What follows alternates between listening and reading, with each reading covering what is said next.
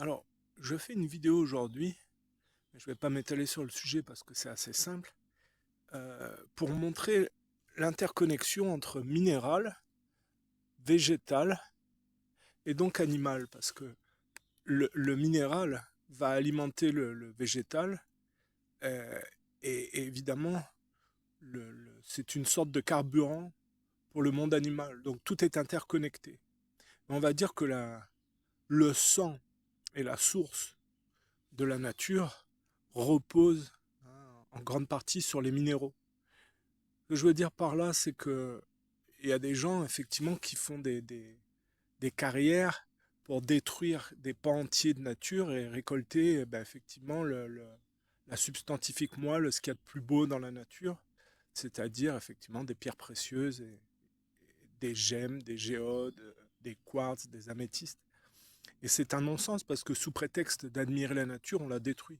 En fait, tout ça, ce minéral brut, c'est ce qui permet de donner, dans les spécificités géographiques qui les concernent, les caractéristiques des animaux et des formes de vie qui sont accolées. Et donc, en détruisant la nature et en soustrayant on va dire l'essence de la nature, on empêche le vivant d'avoir ses caractéristiques, ses couleurs, son magnétisme, son aspect. Et de toute façon, vous aurez certainement remarqué en vous promenant dans les forêts que on se recharge magnétiquement selon les forêts de manière plus ou moins intense. Plus la forêt est originale et n'a pas été touchée, plus on se recharge magnétiquement. Et ça, c'est l'influence directe des minéraux et de leurs propriétés. Et donc, effectivement, détruire la nature pour extraire effectivement des jolies pierres.